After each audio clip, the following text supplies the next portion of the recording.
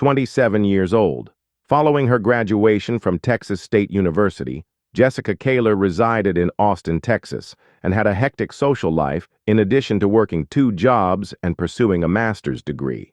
In addition to working as a substitute teacher and at the neighborhood grocery shop, she was saving money for her master's degree and to pay off her student loan obligations in the hopes of landing a permanent job at an elementary school. Jessika had undoubtedly been under a lot of stress and had a lot on her plate, but she was usually optimistic and was sure that things wouldn't stay this way for long. Jessika once wrote, "Someday everything will make perfect sense," according to her relatives. Remind yourself that everything occurs for a purpose, laugh at the perplexity, and smile through the tears. Jessika was in a great place, diligent, focused, and enjoyable to be around. She had a lot of Labor Day activities planned. On September 7th, 2009, Jessika, her closest friend Melanie, and a few other people were enjoying the day together. The gang was enjoying a lovely BBQ and swimming in the pool since it was a really hot day. After spending a few hours by the pool, everyone proceeded to a restaurant. Jessika didn't want to drink more than a few since she was trying to conserve money, had work the next day, and was driving everyone home. The party proceeded to a pub to play pool after the restaurant closed. The party exited the pub just after midnight, and around 1:30 a.m., Jessika began driving everyone home. When Melanie, the final passenger in the vehicle, asked if Jessika would want to spend the night at her house, Jessika said no, preferring to make sure she was rested and prepared for her shift. On the way home, she also wanted to check on her dogs and get some dog food. After bidding Melanie farewell, she headed to a nearby Walmart. Melanie's phone rang a few hours later, just as everyone else was rising and preparing for work. It was a co-worker of Jessika's. Melanie was immediately disturbed by Jessika's absence. She was never the kind to just show up for work, much less call in sick. Melanie called a couple more people, but she felt in her heart that something had to be wrong since each one of them stated they hadn't heard from her. John, Melanie's brother, was also shocked to learn that Jessika lived in the same apartment as him. At 5:30 a.m., John, a police officer, began his shift. He believed she was asleep and that they had simply not met since he hadn't heard or seen her in the flat. When he got home, one of her dogs greeted him right away. It seemed like she hadn't even been home since the day before, and she was a bit upset that she wasn't home. John reported her missing over the phone to his co-workers. Her phone pinged close to the crossroads of U.S. Highway 183 and Walton Way in Cedar Park after he immediately ordered them to trace it. It was by no means a remote location. There were several companies, as well as a large number of automobiles and people at this time of day. Maybe her phone just died and she had a breakdown. Her white Kia was parked neatly just outside Little Caesars, and Melanie and her boyfriend Sir immediately saw it as they drove up. As soon as they stepped out of the vehicle, a terrible stench assaulted them. The windows were rolled up, but the intensity was still high since the temperature outside had reached 90 degrees. The driver's seat was pushed back much farther than it should have been, and Jessika was slouched in it. They could see what seemed to be excrement throughout the car's inside, and she was not moving. The fragrance struck them considerably worse as they opened her vehicle, which was unlocked. Melanie tried to rouse Jessika by touching her head, but she remained still. She was covered with markings, her hair was drenched in perspiration, and her body was red from sunburn. Sir dialed 911. Jessika Kalaher had been killed.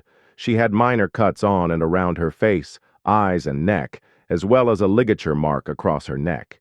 She was also covered with cuts and bruises. She had been raped and strangled twice, once by someone's hands and once by some kind of fabric, maybe the tie on her dress that she had been wearing over her swimming suit. She had clawed back in an attempt to fend off her murderer, as shown by the wounds on her neck.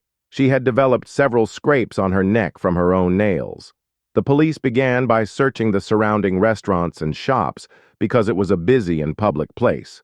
One restaurant employee reported that she had arrived early that morning and had seen Jessika alive. She was crawling around naked inside her car and appeared to be trying to put on her bathing suit. She was sitting outside her car playing with her hair the third and last time she saw her. She was in the car again, talking to herself and making some strange hand gestures. A couple of other people also saw Jessika and described her as confused and lethargic. No one had spoken to her, but her behavior had definitely looked erratic and strange. The next time anyone saw Jessika, she was dead. Melanie said that when she left her, she was completely drug-free and clean. The results of the toxicology test, which revealed no traces of narcotics, alcohol, or medicine in her system at all, validated this. They needed to investigate more to find any explanation for her weird behavior, since things were beginning to get increasingly worse and more difficult. She had a large bag of dog food in the back of her vehicle. Police know it was bought that morning since Melanie informed them she was going to pick some up. Her automobile was also across the street from a 24-hour Walmart. Jessika was really seen on video arriving at the Walmart around 1:45. Wearing a red baseball hat, a white dress, and a purse slung over her shoulder, she walked inside the shop by herself. Not only was Jessika not behaving strangely, but she was also not tripping or having any trouble moving about within. No one seemed to be observing her, and she didn't pause to speak to anybody. Before she left the shop, she proceeded directly to the dog food and then to the checkout. Everything changed at this point, however, when one of the staff members observed her go from the doors. No one inside had been pursuing her until now, but all of a sudden, a tall guy wearing a baseball hat and brown shirt seemed to be pursuing her. Just a few minutes before, he had been in the Walmart, where Jessika had parked his little truck a short walk from her vehicle. Jessika was there in front of him, holding the large bag of dog food over her shoulder as he went inside to use the restroom. The guy who was still after her was roughly 20 seconds behind Jessika when she returned outside to her Kia, and his speed was increasing. The cameras inside the Walmart also had a view of Jessica's car from when it was parked outside the Little Caesars. They followed the person who got out and watched as they crossed the road into the Walmart parking lot. They could now tell it was the same man from earlier because he immediately got back into his truck and sped off at 5:30 20 minutes after her car parked outside the Little Caesar. It was frustrating that her car was parked directly behind a large tree, which completely blocked the view of the cameras. The only other camera that looked at her car was of poor quality, but it was still sufficient to show the man had approached her car because he didn't emerge again or return to the exits. Because a few workers saw her, Jessika must have been alive for a good several hours before she was discovered, even though she did not exit her vehicle, and it remained still until 2:50 a.m. It was just not making. All they could do now was wait for someone to possibly phone in as the police continued their searches, because investigators had already published a portion of the recordings and issued a be on the lookout for the red pickup vehicle. At Jessika's burial, her relatives stated they saw the bruises around her neck and realized for the first time that she had been strangled. This greatly worsened a day that was already unpleasant. Why and by whom might this have been done to her? Leslie, whose fiancé was best friends with the guy she thought owned the truck, surprised the detectives by calling them about it. A few hours before Jessika was discovered, Kaizen Harrell, 37, told Lizzie that Crispin was due to visit their flat to deliver some money he owed, but he never did. This struck her as strange since she couldn't get rid of the uneasy feeling she was having and wanted to vent. It was difficult to make such a phone call since Crisis was like family, but at the same time, a little girl died. 5 days after Jessika was discovered dead, police knocked on Crispin's door for an interview. It was evident that he had altered the truck's appearance, with some silver parts now painted black. Lizzie said they ran his name through their system and discovered that he had been pulled over for having an expired registration only 3 weeks prior. At the time, the police had their body cams on, and they could see he was driving the same truck and even wearing the same baseball cap. Crispin acknowledged knowing Jessika and did not seem shocked by their presence. He said he had set up a meeting with her via the website lonelyhousewifehookups.com. They decided to meet at the Walmart between 12:30 and 1 a.m. on the morning she was slain after speaking on Messenger. Crispin said that after having intercourse close to a park, he and Jessika drove off in her vehicle. He could have been among the last to see her alive since he had been in her vehicle, but it didn't make him a murderer. He said that while the police didn't state this, they were already aware that the recordings presented a completely different picture. Long after 1 a.m., Chris and Jessica drove into Walmart. Before he got into her vehicle, they didn't speak or even recognize one another. And her actions when she got to the Walmart gave the impression that she wasn't there to meet anybody. The only reason she was there was for dog food.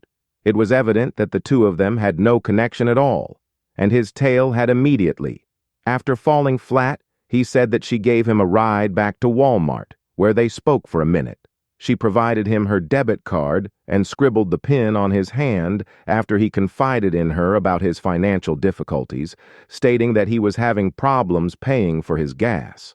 When he found out about Jessica's death the next day, he thought, "I was just with this girl, and she's dead."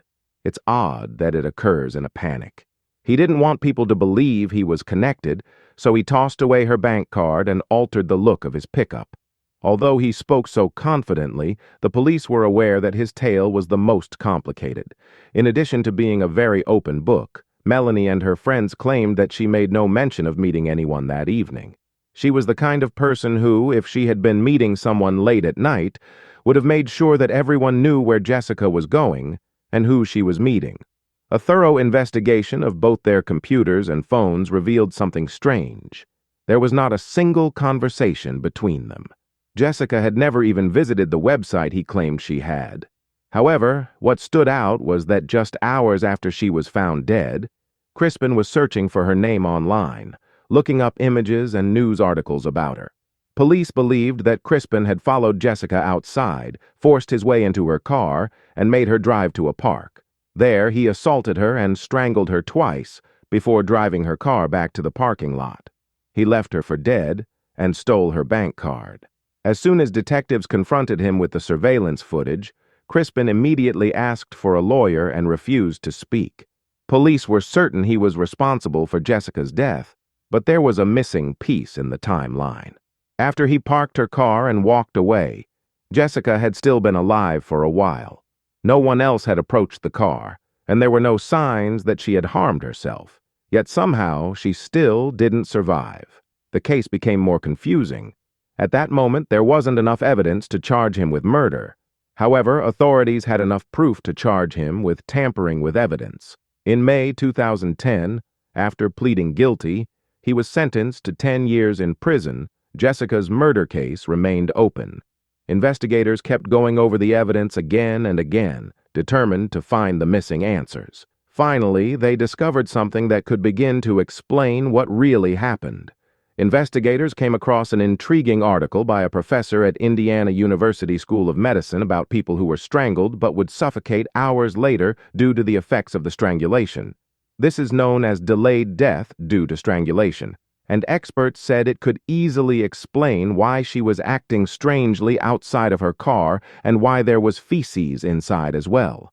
She had been strangled twice, which had damaged her brain so much that she was unable to ask for help or use her phone, and she was in a completely deadly situation after suffering heat stroke from lying in the hot sun for so long.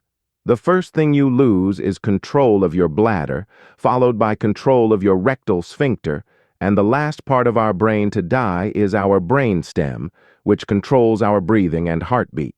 However, above that, in the brain are things like personality and memory, according to forensic medicine specialist Dr. Bill Smoke. You go unconscious first because your brain isn't getting enough oxygenated blood, then you may have a seizure, and after at least 15 seconds, your brain cells are dying. She remained unconscious, despite Christensen's obvious 2 attempts to strangle her till he believed she was dead, knowing that his goal was to murder her and that there was plenty scientific evidence to support it. When he was finally charged with capital murder in May 2013, he entered a not guilty plea. The defense was pleased with their case because there was no DNA evidence connecting Crispin to Jessica, but experts said that extreme heat and humidity can degrade DNA much more quickly, so it wasn't shocking that nothing would have been found on her body. The prosecution wasn't concerned because the amount of evidence that was literally captured on tape was damning enough. No other person could have done this to her. The state called Elizabeth Crispin's ex-girlfriend, who testified that he had told her that his apartment had burned down and that he had lost his phone in the fire. He also told her that his truck had broken down, but again, this had been seized as part of the investigation. To everyone's annoyance, the case ended in a mistrial after the prosecutors were accused of withholding evidence. Jana Judy was even later punished by the State Bar of Texas for professional misconduct and jailed for breaking a gag order. She would die in the spring of 2018 from a self-inflicted gunshot wound a few years later. Almost 10 years had passed since Jessika was slain when Crispin's second trial began. Thankfully, Crispin Harrell was convicted of capital murder by the jury this time. He was automatically given a life sentence without the possibility of release since the prosecution did not pursue the death penalty. He challenged his conviction in 2020, but it was affirmed, and he is still serving the same time in prison. After spending a great evening with her friends, Jessika was eager to come home, feed her dogs, wake up, and just start working as she made her way back to her vehicle that morning. She had so much prepared and waiting for her, and her master's degree was only around the corner. John, Jessika's cousin, said that he had believed that there would be some comfort from knowing that he had been apprehended and imprisoned, but that didn't occur since nothing changed. Jessika didn't get to live, but he did. He added that her father claimed that a lot of things were stolen that day, and he denied me the chance to accompany her down the aisle. I know she would have been a wonderful mother. I really do miss her. Melanie claims that although some days are easier than others, pleasant memories will often be torn away, just as with any loss. No day will ever seem fully complete again because of what she saw in the parking lot. Something will always be lacking.